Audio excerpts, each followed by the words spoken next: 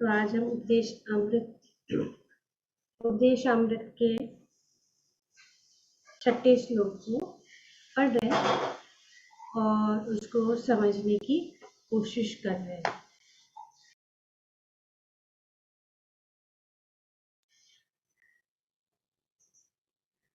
तो यहाँ पे कुछ चीजें बताई गई हैं भक्तों के विषय में। ये हमें जानना जरूरी है। पहली चीज ये है कि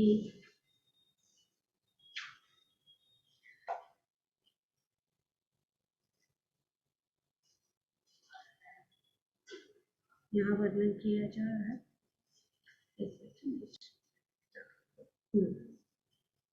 कि हमारी दृष्टि, भक्त की दृष्टि कैसी होनी चाहिए, ये बहुत महत्वपूर्ण है। 4 चीजें इस श्लोक में बताया गया है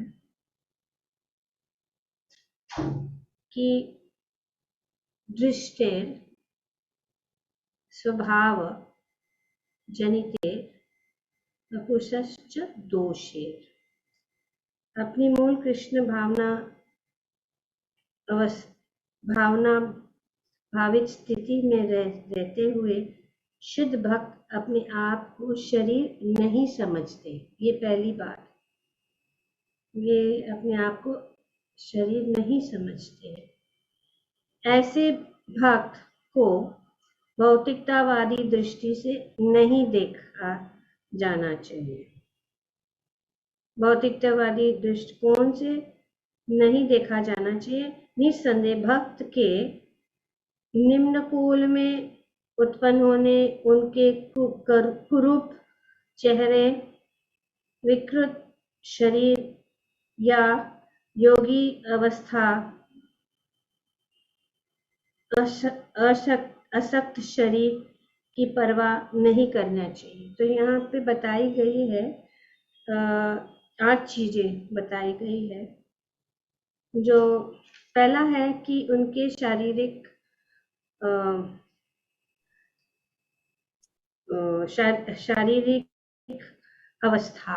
शारीरिक अवस्था कि अगर वे जो है उनको उनका चेहरा कुरूप हो या विकृत शरीर हो या योगी अवस्था असक्ति शरीर की परवाह नहीं करता। तो ये जो है, ये जो योगी है, जो भक्त है, इन सब चीजों की परवाह नहीं करता। क्या है?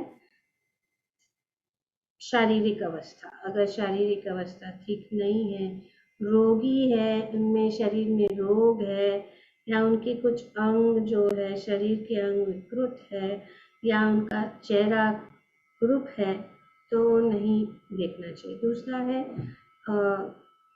निम्न कुल में जन्म।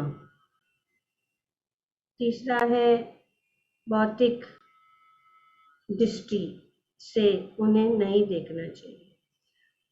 और अगर उनमें कुछ दोष है या कुछ किसी कारण वे जो है अपने पद से गिर जाए या ऐसा प्रतीक होता है कि वे जो है भक्ति के मार्ग से दूर हो जाए या कुछ गलती कर देता है, तो वो भी हमें जो है नहीं देखना चाहिए। उनकी स्थिति, शुद्ध भक्त की ऊंची स्थिति जो है, उसे हमें जो है ईर्ष्या नहीं करना चाहिए, उनकी निंदा नहीं करनी चाहिए। और उनको, जो ऊंचे भक्त है, महान भक्त है, शुद्ध भक्त है, उनको हमें एडवाइस नहीं देना चाहिए और उनको करेक्ट नहीं करना चाहिए। और आठवां है कि उनके प्रति कोई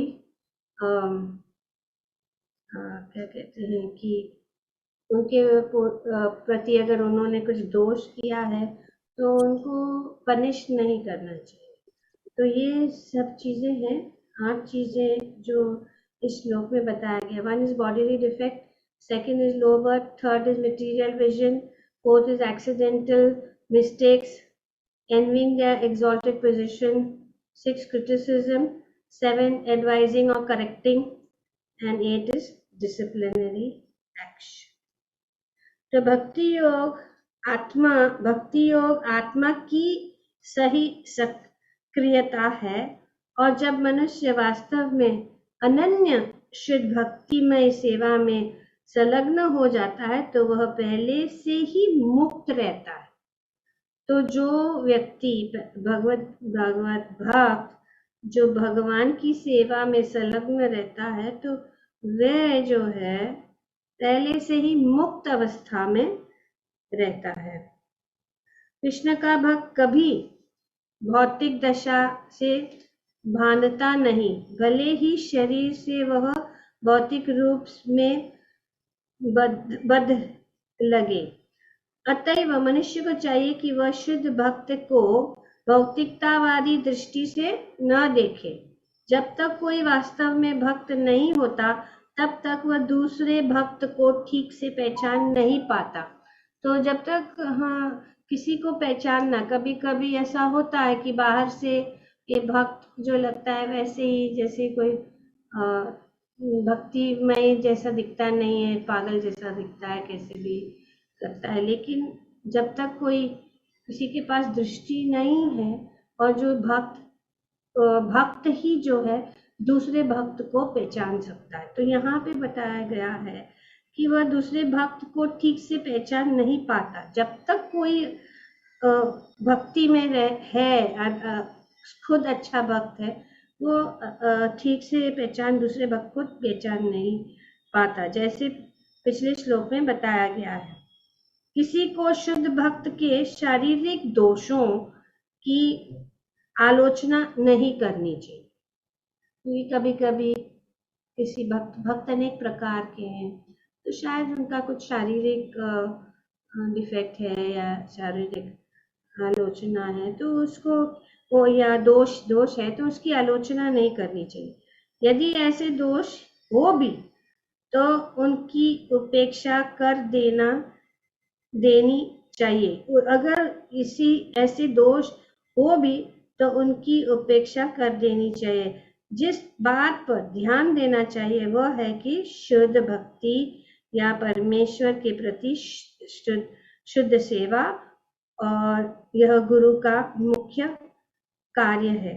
तो यहाँ पे ये वर्णन किया जा रहा है कि अगर किसी की कोई दोस्त है, डिफेक्ट है, शारीरिक डिफेक्ट है, तो उसको हमें भक्त, खास करके महान भक्त, तो महान भक्त को पहचानना। एक्चुअली कभी कभी हम भक्तों को देखते हैं लेकिन वो दिखते हैं सामान्य, पर पता नहीं चलता कि एक्चुअली बहुत ही महान भक्त है। और तो इसीलिए कभी हम जो है उनकी निंदा करते हैं, क्रिटिसाइज करते हैं, या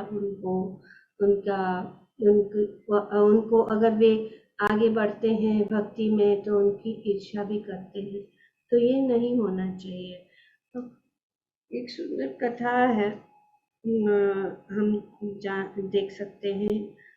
अष्टवक्र मुनि जो है, अष्टवक्र मुनि मतलब अष्टवक्र का अर्थ ये है कि उनके अंग के 8 भाग जो है, जैसे हाथ, पैर, शरीर, कमर, पैजा, उनका टेढ़ा था। टेढ़ा मेरा मतलब ठीक से नहीं बना हुआ था। तो इस प्रकार से ये जो अष्टवक्र मुनि असल में भी बहुत ही विद्वान और महान मुनि था। तो उनके पिता जो थे, जब वो छोटे थे या जब उनका जन्म नहीं हुआ था और वे अपने माता के गर्भ में थे, तब से उनको सब ज्ञान प्राप्त हो गया था। क्योंकि उनके पिता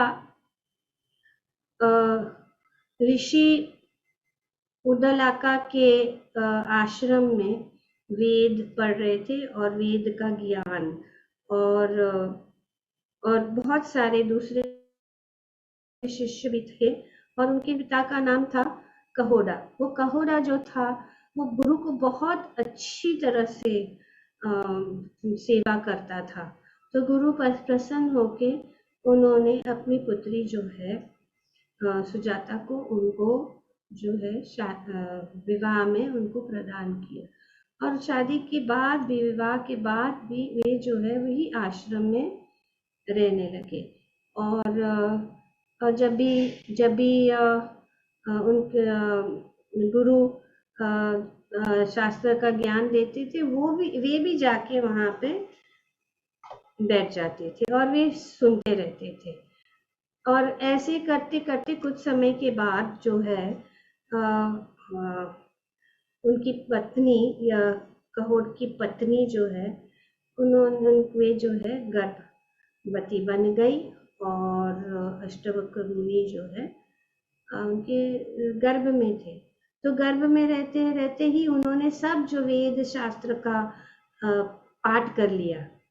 कोई याद आ रहा है जो जिसके साथ ऐसा हुआ था? प्रहलाद महाराज। प्रहलाद महाराज, जैसे हम जानते हैं कि प्रहलाद महाराज भी अपनी माता के गर्भ से। Yes, and Abhimanyu also. Abhimanyu, okay. So he learned Chakram and Utras. गर्भ से, इसीलिए ये भी बहुत अच्छी बात है कि जब बच्चा गर्भ में रहता है तो वो भी सब समझ सकता है, सुन सकता है। तो अगर माँ भागवतम पढ़ती है, भागवतम सुनती है तो उनके लिए बहुत अच्छा है, भगवान की सेवा में लगी रहती है तो उनके लिए बहुत अच्छा है। खास करके भगवद गीता, श्रीमद् भागवतम सुनना, जब माँ सुनती है तो बच्चे के ऊपर भी असर पड़ता है। तो अभी क्या हुआ कि वे तो सब कुछ सीख रहे हैं पर कहोड़ जो है वो जब एक बार कुछ शास्त्र या कुछ श्लोक पढ़ रहा था तो ठीक से नहीं पढ़ रहा था, गलती हो गई थी उसकी पढ़ने में। तो जो बच्चा गर्भ में था उसने करके ऐसे बोला कि नहीं ये सही नहीं है, गलत ही है। तो उनको बहुत क्रोध आया, इसको उनके पिता कहोड़ को बहुत क्रोध आया और उन्होंने उनकी श्राप दे दिया कि आपका जो है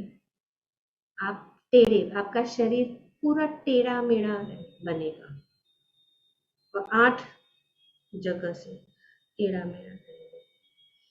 तो इस प्रकार से उनका जन्म हुआ। एक बार महाराज जनक, जैसे हम जानते हैं जनक महाराज की सभा में हमेशा ऋषि मुनि और एक कंपटीशन होता था शास्त्रों का, जैसे हम कभी कभी कंपटीशन करते, क्विज कंपटीशन रहता है तो इस प्रकार से चलता रहता था जनक महाराज के दरबार में। तो एक बार उनके पिता जो है वे वहाँ पे शास्त्रार्थ के थे, शास्त्रार्थ कंपटीशन में गए। तो कंपटीशन में गए तो वहाँ पे भी सब बहुत सारे ब्राह्मण, बहुत सारे ऋषि मुनि विद्वान थे। तो इसमें एक ब्राह्मण जो वरुण लोक से आया था, उन्होंने महाराजा जनक को चैलेंज किया कि आपके राज्य में कोई भी अगर बड़ा विद्वान है वो मेरे साथ अगर चैलेंज करेगा और मैं उसको हरा दूंगा तो मैं उसको डुबा दूंगा। किसमें? समुद्र। वरुण लोक के आए थे। तो इस प्रकार से बहुत सारे ब्राह्मण ने और बहुत सारे ऋषि मुनि, ब्राह्मण खास करके आए और उनको हराते गए। बहुत सारे ब्राह्मणों को उसने हराया, सबको डुबा दिया और इस प्रकार से कोहोड भी वहाँ पे उनके साथ जो है प्रतियोगिता में हार गए, वो भी लोग गए और इस प्रकार से वे जो है वरुण लोक में चले गए। तब अब अष्टवक्र मुनि जब 12 साल के हो गए तो उनको पता लग गया कि ये क्या हुआ था, मेरे पिता किधर है, मेरे पिता को क्या हुआ। तो उन्होंने सोचा कि मैं शास्त्रार्थ में मैं जाऊंगा और मैं वो जो ब्राह्मण है जो अपने आप को बहुत बड़ा समझ रहा है उसको मैं हरा दूंगा। तो क्योंकि उन्होंने पहले ही सब ज्ञान प्राप्त कर लिया था तो वे गए उनके किसके दरबार में, जनक महाराज के दरबार में वो गए। वो वे इतने उनका शरीर जनक महाराज के राज्य में पहुंचने के लिए, क्योंकि उनका शरीर इतना टेढ़ा मेढ़ा कि उनको लकड़ी से भी उनको चलने के लिए और बहुत तकलीफ थी। जो एक दिन का रास्ता था वो 30 दिन में उन्होंने, एक दिन का रास्ता था जनक महाराज के राज्य में पहुंचना, उनके महल में पहुंचने के लिए वे 30 दिन लगाए पहुंचते पहुंचते। तो इतना और बहुत दर्द, बहुत कठिनाई से वे वहां पहुंच गए। जब अष्टवक्र मुनि दरबार में आ गए तो सब लोगों ने देखा ये कौन है, और फिर वे हंसने लगे, उनके ऊपर हंसने लगे क्योंकि वे ऐसे वैसे चल रहे थे। उनका शरीर पूरा टेढ़ा मेढ़ा था, बहुत कुरूप शरीर। तो वो सब बहुत हंसने लगे, देखो उसका अंग, देखो उसका पैर, देखो उसका हाथ, देखो उसके कपड़े, देखो वो कैसा चल रहा है। और सब लोग जोर जोर से, सब जितने भी लोग उस दरबार में थे हंसने लगे और अष्टवक्र मुनि चुप रहे। और फिर अचानक बहुत जोर जोर से हंसने लगे, बहुत जोर, इतने जोर से हंसने लगे कि जितने भी लोग थे उनसे भी अधिक वे हंसने लगे। तो सब लोग आश्चर्यचकित हो गए और जनक महाराज भी उनके पास गए, उनको प्रणाम किया, बोले आप कौन है, क्यों आप इतनी जोर से हंस रहे, मैं जनक हूँ और इसके लिए आप कृपया करके मुझे बताइए कि क्या हुआ, क्यों आप इतने जोर से। तो अष्टवक्र मुनि ने कहा कि मैं हंस नहीं रहा हूँ, एक्चुअली मैं रो रहा हूँ। कह रहे कि मैं रो रहा हूँ क्योंकि मैं इतना दूर से आपके राज्य में आया क्योंकि मैंने सोचा कि यहाँ पे तो बहुत विद्वान और बहुत जो अच्छे ब्राह्मण और बहुत अच्छा शास्त्र का पाठ होता है, और इतना कष्ट उठाकर हमने यही इच्छा से आया कि मुझे आत्माराम मिलेंगे, पर मेरा जो ये यात्रा ये असफल रहा और बेकार हो गया मेरा ये यात्रा, क्योंकि इस सभा में मुझे सिर्फ चामर दिख, चामर। तो सब जो यहाँ पे उपस्थित है सब, तो महाराज जैसे चामर, चामर कैसे आप कह रहे हैं, तो आप क्या इसका मतलब क्या है। तो आपको पता नहीं कि हमारे इस दरबार में इतने पढ़े लिखे और इतने अच्छे महान ऋषि मुनि जो वेद को जानते हैं, वेद पाठ करते हैं, और आप उनको चामर कहते हैं। तो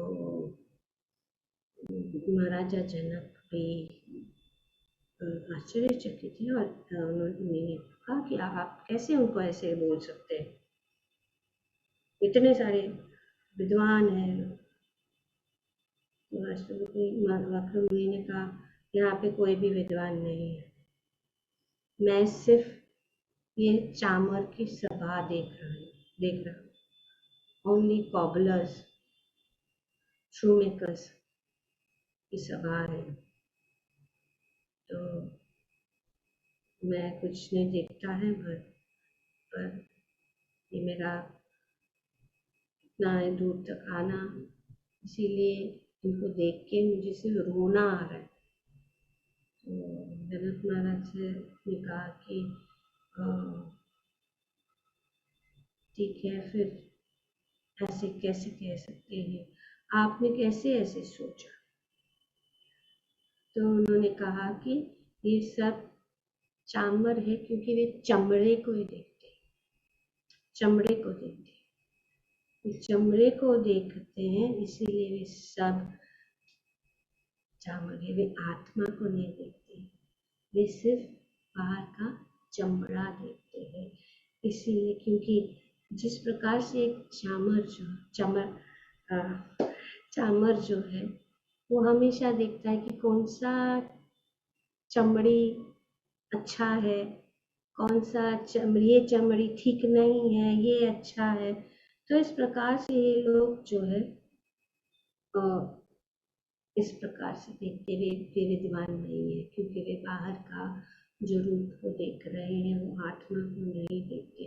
इसीलिए उन्होंने सबके सामने सभा में उन्होंने इस प्रकार से कहा। सबको बहुत जो उपस्थित थे सबके सिर नीचे हो गए, और जनक महाराज को भी बहुत पछतावा हुआ कि शर्म आ गई कि वो शर्म से भी अपना जो है सिर नीचे झुका दिया। उन्होंने उनको प्रणाम किया, अष्टवक्र मुनि को प्रणाम किया, उनके चरण को छुए, उनको उनके चरण का धूल अपने मस्तक पे लेकर और उनको अपने आसन पर उनको बिठाकर उनके चरण धोए, और वे जो है इस प्रकार से उनका जनक महाराज ने उनका सम्मान किया और बहुत उनसे क्षमा याचना की। तो उस सभा में फिर अष्टवक्र मुनि ने, वो जो ब्राह्मण था जो सबको वरुण लोक में भेज रहा था, क्योंकि अष्टवक्र मुनि चाहता था कि उनके पिता जो है वहाँ से वापस आ जाए। तो इस प्रकार से उन्होंने जो ब्राह्मण वरुण लोक से जो आया हुआ ब्राह्मण था उनको हरा दिया, और फिर अपने पिता को वापस ले आए, और फिर उनके पिता उनसे बहुत खुश हो गए, और उन्होंने जो है उस समय बहुत उनको दुख हुआ कि उन्होंने ऐसे पुत्र को उन्होंने श्राप दिया था और उनका इस प्रकार से शरीर हुआ। तो जब अष्टवक्र मुनि ने इस प्रकार से कहा, तब जनक महाराज ने कहा कि आप जो है आप ज्ञान प्रदान कीजिए। तो अष्टवक्र मुनि ने कहा कि अगर ये भी एक बहुत महत्वपूर्ण बात है कि ज्ञान सबको नहीं दिया जाता। ज्ञान देने से पहले कुछ नियम होते हैं जो उन्होंने उनको कहा कि हाँ, मैं आपको ज्ञान प्रदान करूँगा, पर आप मुझे क्या उसके बदले में क्या देंगे, what you can offer। तो जनक ने कहा, अगर आप मुझसे ज्ञान लेना चाहते हैं तो आपको तैयार होना चाहिए कि मैं जो कुछ भी कहूँगा उसके अनुसार आप कार्य करेंगे, उसका पालन करेंगे। और अगर आप तैयार हैं इस प्रकार से कि जो भी मैं कहता हूँ उसको आपको करना है, अगर आप तैयार हैं तब मैं आपको ज्ञान प्रदान कर सकता हूँ। जो भी मैं कहता हूँ वैसे ही आपको करना होगा। तो जनक महाराज ने कहा कि जरूर, जो भी आप कहेंगे, आप जो भी कहेंगे मैं करूँगा। और जनक महाराज को अष्टावक्र मुनि ने कहा कि मैं वन में रहता हूँ, आप वहाँ पे आइए और हम देखते हैं क्या करना है। और वे वहाँ से चले गए। कुछ दिन के बाद जनक महाराज जो है अष्टावक्र मुनि के खोज में वन के अंदर गए। और जैसे ही जब राजा वन में जाता है तो उनके साथ उनके जो सैनिक वगैरह जो है उनके साथ जाते हैं। और बहुत गहरा वन था। और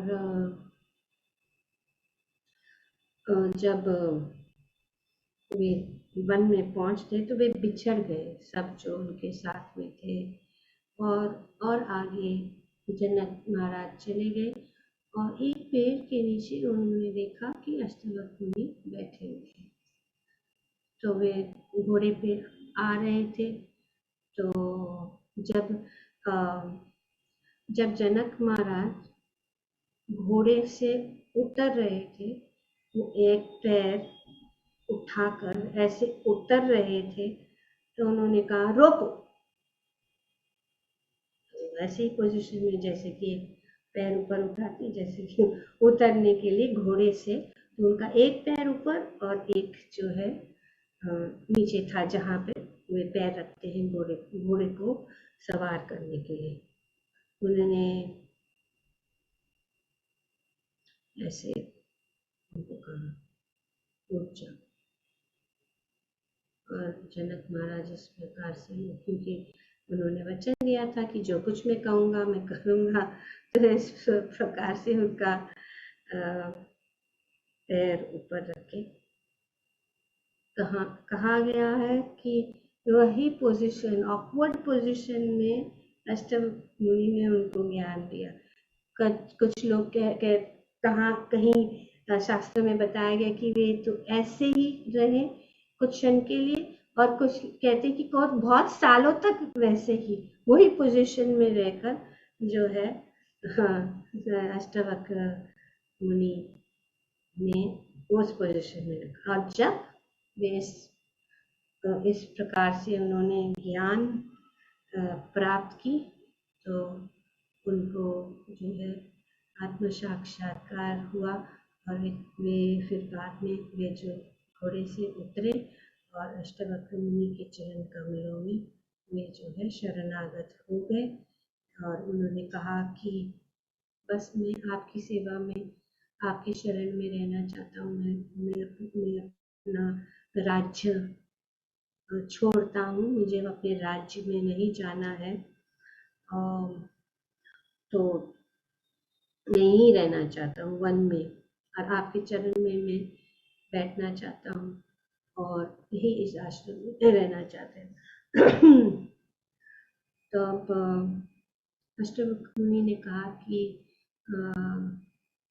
जो आपके जैसा राजा जो है बहुत जरूरी है, क्योंकि आपके जैसा राजा होगा तो आपकी प्रजा भी खुश रहेगी, सुखी रहेगी और भगवत भक्ति में आगे बढ़ेगी। तो इसीलिए आप वापस चले जाओ। और of course he has to do whatever he said. आप अपने राज्य में चले जाओ और अच्छे से आप जो है राज्य चलाइए और राजा बनकर ही रहे। तो इस प्रकार से जनक महाराज को बहुत दुख हुआ कि वो नहीं जाना चाहते हैं, लेकिन गुरु के आदेश का पालन करने के लिए वे जो है वापस अपने राज्य चले। तो इस जनक महाराज की महिमा बहुत महान है, शास्त्र में बहुत वे महाजनगी है। तो इस प्रकार से हम जानते हैं कि वे इस प्रकार से अपने राज्य को चलाते थे। और जब भी बहुत बार वे वन में आकर अष्टवक्र मुनि से शिक्षण प्राप्त करते उन और अष्टवक्र मुनि के बहुत सारे शिष्य थे और जनक महाराज भी उनमें से थे। और जब भी वहाँ आते थे तो अष्टवक्र मुनि का जो चेहरा है ना, बहुत खुशी से भर जाता था। उनको देखकर बहुत खुश हो जाते थे जब जनक महाराज को देखते थे। तो अभी शिष्यों ने कहा कि अष्टवक्र मुनि हमारे साथ हमेशा सीरियस रहते हैं, तो जब भी ये जनक आता है तो वो क्या है, वे एकदम खुश हो जाते हैं उनको देखकर, और हम लोग के साथ रहते हैं तो वो खुश नहीं होते। तो एक दूसरों से इस वजह से बात करते हैं कि हमारे गुरु जो है वो राजा है, उसके पास धन है, इसके लिए वो उसको ज़्यादा समय उसके साथ हंसता है, और इस प्रकार से हमारे गुरु जो है दूषित हो रहे, गेटिंग करप्टेड, क्योंकि वो एक बड़ा धनवान राजा है, वो राजमहल में रहता है, उनके पास बहुत सारी पत्नियां हैं, बहुत बच्चे हैं, बहुत सारा धन है। देखो उनको कैसा चलता है, एक राजा के जैसा चलता है। उनकी गहने देखो, उनका जो है चाल देखो, उनका वस्त्र देखो, इस प्रकार से क्या है, राजा के जैसा चलता है, राजा जैसा कपड़े पहनता है, इतने सारे आभूषण गहने पहन के आता है। तो हमारे गुरु जो है उनको ध्यान दे रहे, और क्या है उस भक्ति में, वो कैसा भक्त है जो हमारे गुरु इसको उनको इतना ध्यान दे रहे हैं। हम लोग तो बहुत यहाँ पे आश्रम में रहकर इतना तपस्या कर रहे हैं, एक कोपिन में रह रहे हैं, और गुरु हमारे से हमसे प्रसन्न नहीं है, लेकिन ये राजा तो हमारा गुरु। तो इस प्रकार से अपराध कर रहे थे ये गुरु के प्रति, गुरु में संशय। और जब महाराजा जनक जो इतने महान भक्त है उनके, तो अष्टवक्र मुनि को पता लग गया कि इन लोग के मन में क्या है। तो उन्होंने कुछ अरेंजमेंट किया कि जब वे बैठ के सब लोग प्रवचन सुन रहे थे, और जहाँ महाराजा जनक भी वहाँ पे थे, तो जैसे ही प्रवचन चल रहा था, एक सैनिक उनके राज्य से आया और उन्होंने जनक महाराज को प्रणाम किया, और फिर उन्होंने कहा कि हे राजा, हमारा जो है महल आग लग गई है, आग से पूरा महल जो है भस्म होने जा रहा है, आप कृपया करके जल्दी आ जाओ, पूरा राज्य में सब हाहाकार मच गया है, आप जल्दी से आ जाओ। जब उन्होंने इस प्रकार से कहा तो जनक महाराज ने कहा कि यहाँ से चले जाओ, अभी के अभी यहाँ से चले जाओ, आप कहाँ क्यों आए यहाँ पे ये बात बताने के लिए, आप चले जाओ यहाँ से। और आपने मुझे प्रणाम किया पहले, आप जो मेरे सैनिक हो मुझे प्रणाम किया, और मैं यहाँ पे गुरु के चरण में बैठा हूँ, आपने गुरु का भी प्रणाम नहीं किया, इसलिए मुझे कुछ सुनना नहीं है, अब यहाँ से चले जाओ। और जनक महाराज जो है बैठकर अष्टवक्र मुनि का जो प्रवचन चल रहा था वो सुनने लग गए। कुछ दिन के बाद जब वे प्रवचन दे रहे थे, तो उस समय उनके आश्रम में जो वहाँ सेवा कर रहा था वो भाग के आया हॉल में, जहाँ पे प्रवचन चल रहा था, कि उन्होंने कहा कि आप भागते हुए आके कहा कि सारे बंदर जो है आ गए हैं, बहुत सारे बंदर हमारे आश्रम में आ गए हैं। आप लोगों की जो भी कपड़े हैं वो सब लेके उठा उठा के फेंक रहे हैं, जल्दी आ जाए, बहुत खतरनाक स्थिति है, सब कपड़े कपड़े नष्ट हो जाएंगे। सब जो वहां के जितने भी शिष्य थे, जितने भी भक्त थे, तुरंत उठ के भाग के गए अपने कपड़े को बचाने के लिए। तो सब गए, और तब जब वो वहां पहुंचे तो देखा कि कुछ नहीं है, सब कपड़े वैसे के वैसे हैं, सब चीज वैसे की वैसी है। तो फिर वे आ गए, और जनक महाराज ने कहा कि ये देखो, वो तो राजा था, उनका राज्य जल रहा था, उनका महल जल रहा था, सब कुछ जल रहा था। इतना सब कठिन अवस्था राज्य में हो गई, उनका पूरा जो धन है सब कुछ जल रहा था।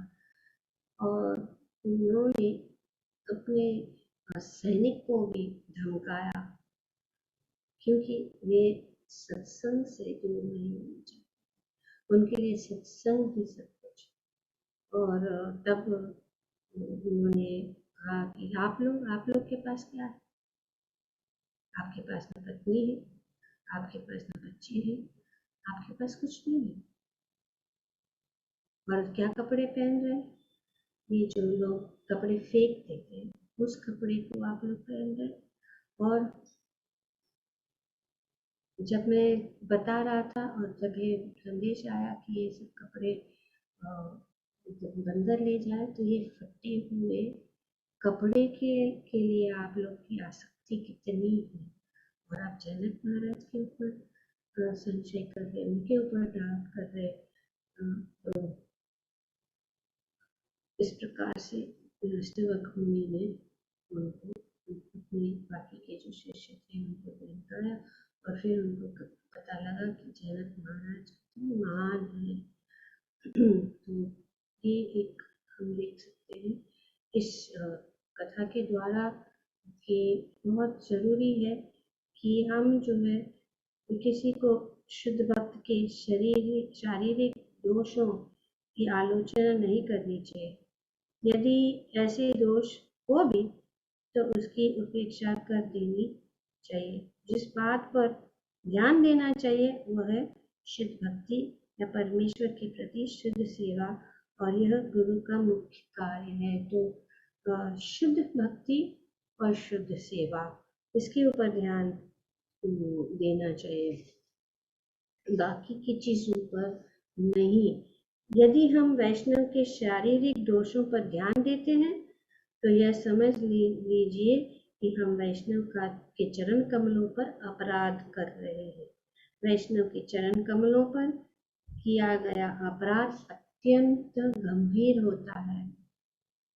निसंदेह श्री चैतन्य महाप्रभु ने इस अपराध को हाथी माता अर्थात उन्मत्त हाथी का अपराध कहा गया। तो ये दूसरा वैष्णव अपराध को बहुत श्री चैतन्य महाप्रभु ने सबसे पहला चीज जो बताया है कि हमें वैष्णव का जो है वैष्णव अपराध नहीं करना चाहिए, क्योंकि ये हाथी माता मतलब क्या, ये अपराध जो है हमारी भक्ति लता की जो पौधे हैं, उस भक्ति लता की पौधे को नष्ट कर। जैसे कि जब खेत में एक पागल हाथी आ जाता है तो पूरा खेत, पूरा जो वहाँ की जितने भी चीजें, पेड़ है, पौधे हैं, सब कुछ जो है नष्ट हो जाता है। तो एक उन्नत हाथी विनाश कर सकता है, विशेष रूप से जब वह सुंदर कटे छटे उद्यान में प्रवेश करता है। अतएव मनुष्य को अत्यंत सावधान रहना चाहिए कि उससे किसी वैष्णव के प्रति अपराध न हो। ये पूरे डिस्ट्रॉय कर देता है अपनी भक्ति को। प्रत्येक भक्त को श्रेष्ठ वैष्णव से उपदेश ग्रहण करने के लिए तैयार रहना चाहिए। जब श्रेष्ठ वैष्णव आदेश देता है तो हमें तैयार रहना चाहिए कि उनके आदेश के अनुसार पालन करें। कृष्ण भावनामृत में अपने आध्यात्मिक विकास के अनुसार ही कोई किसी से श्रेष्ठ या निष्कृष्ट होता है। मनुष्य को भौतिक दृष्टि से शुद्ध वैष्णवों के कार्य देखना वर्जित है। भौतिक दृष्टि से हमें वैष्णवों को, खास करके शुद्ध वैष्णव, महान वैष्णव जैसे कि गुरु है, उनको हमें कभी कभी वे इस प्रकार के कार्य करते हैं जो ऐसा लगता है कि वे भौतिक कार्य है, लेकिन वो भौतिक नहीं है, तो उनको उस भौतिक दृष्टि से नहीं देखना चाहिए, ये वर्जित है। विशेष रूप से नवदीक्षित द्वारा सद्भक्त को भौतिक दृष्टि से देखा जाना अत्यंत हानिप्रद है।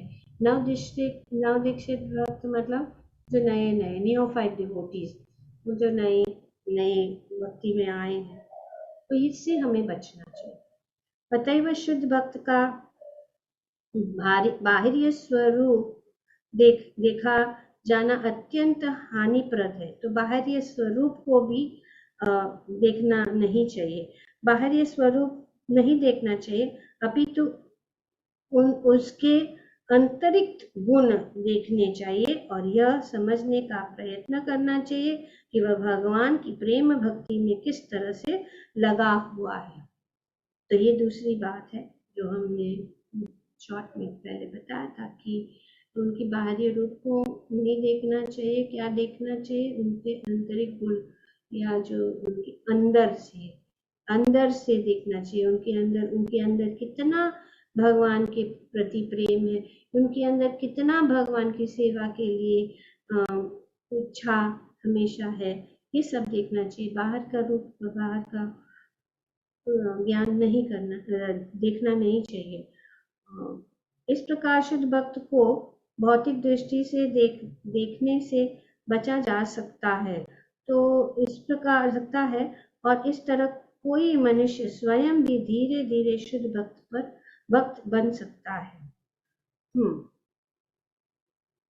तो ही है उनसे जो गुण है, उनको देखने चाहिए। भक्ति के प्रति उनका कितना लगाव है, कितना आगे है भक्ति में, ये देखना चाहिए। उनके बाहरी अवस्था को नहीं देखना है।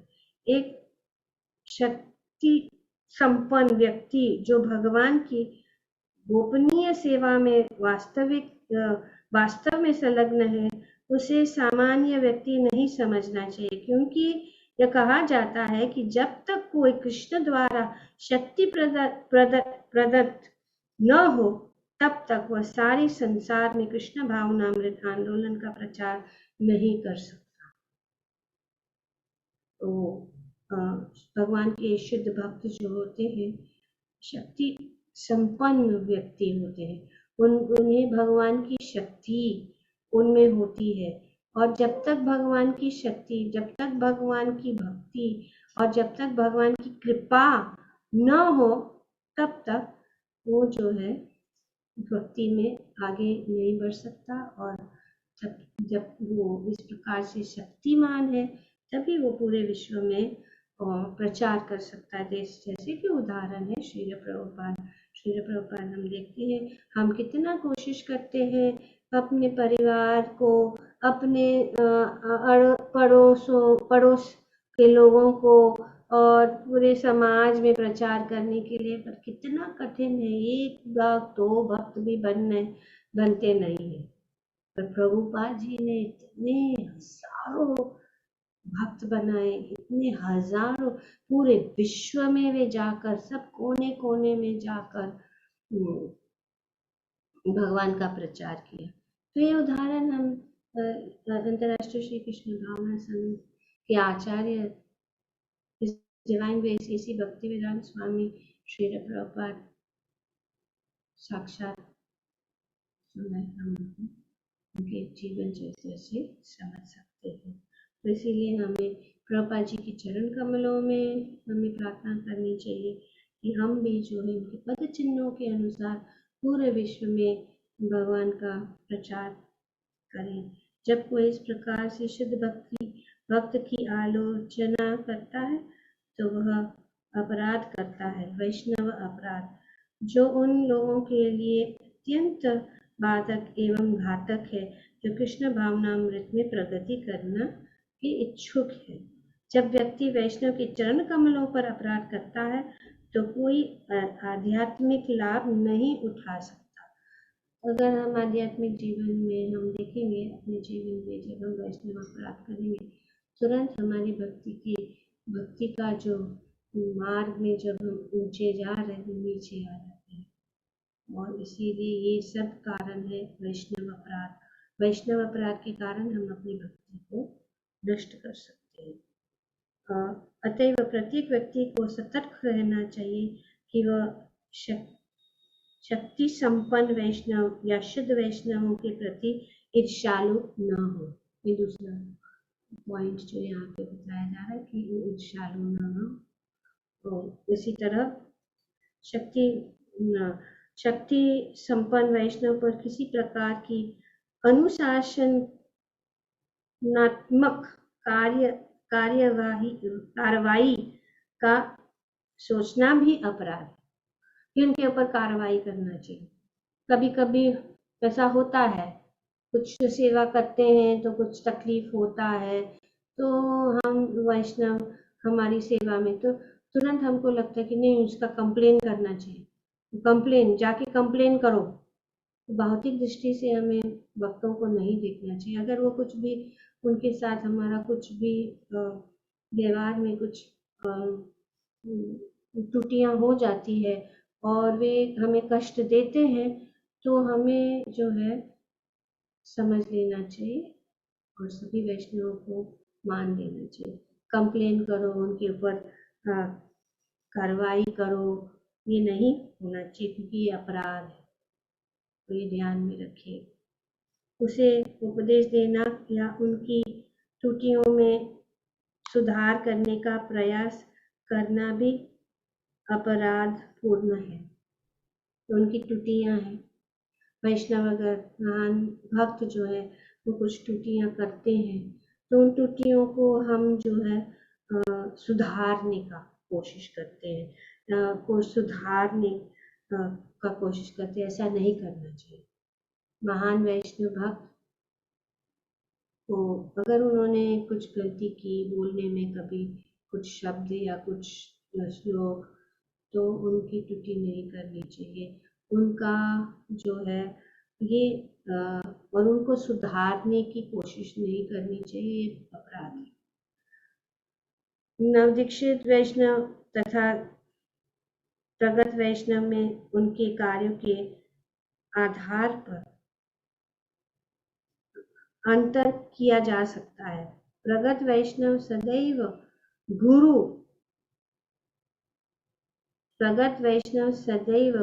पद पर स्थित होता है और नवदीक्षित सदैव उनका शिष्य माना जाता है।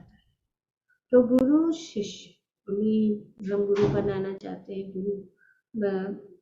गुरु को एक्सेप्ट करना चाहते हैं, तो ये बहुत जरूरी है। गुरु और शिष्य, शिष्य का अर्थ क्या है? शिष्य क्या अर्थ ये है जो नियमों का पालन करे, शिष्य का ये अर्थ। जो भी नियम या जो कुछ भी गुरु बताता है, अभिषेक जैसे भी वचन बताते हैं, मैं जरूर आपके शब्दों का या जो भी आपने कहा उसको मैं पालन करूंगा, निहित करूंगा। तो इस प्रकार से, और भगवान ने भी उनको, जब भगवान अर्जुन को उपदेश दे रहे थे या देना शुरू कर दिया, कब भगवान ने शुरू कर दिया अर्जुन को उपदेश देना? जब उन्होंने भगवान की शरणागत होकर कहा कि मैं आपका शिष्य हूँ और आप मुझे ज्ञान प्रदान कीजिए। तभी भगवान ने उनको ज्ञान, और पहले ही भगवान ने उनको डांटा कि अपने आप को बहुत विद्वान समझते हैं, लेकिन आप तो मूर्ख हो। तो इस प्रकार से अर्जुन ने भगवान से उपदेश, भगवद गीता का उपदेश सुना, स्वीकार किया और उसके अनुसार उन्होंने कार्य भी किया। उपदेश सुनने के बाद कार्य नहीं होगा तो फिर वो भी निष्फल होगा। जब उपदेश दिया जाता है, आदेश दिया जाता है, उस आदेशों के अनुसार चलना भी बहुत जरूरी है, जो अर्जुन के जीवन में उदाहरण है मुझे देखते हैं। न तो शिष्य गुरु को उपदेश दे, न ही गुरु ऐसे व्यक्तियों का उपदेश ग्रहण करे जो उनके शिष्य नहीं है। न ही गुरु ऐसे व्यक्तियों का उपदेश ग्रहण करे जो उनके शिष्य नहीं है। इस छठे श्लोक में श्री रूप गोस्वामी के उपदेश का यही सार है।